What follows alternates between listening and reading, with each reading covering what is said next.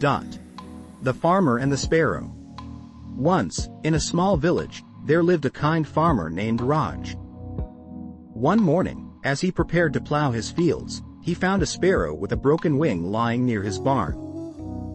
Feeling pity, he gently picked up the bird and brought it home.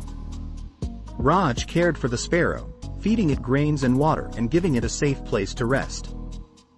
Over time, the sparrow healed and began to sing joyfully each morning. When it was strong enough, Raj opened the window, letting the bird fly back to the skies. Days passed, and the farmer thought no more of the sparrow.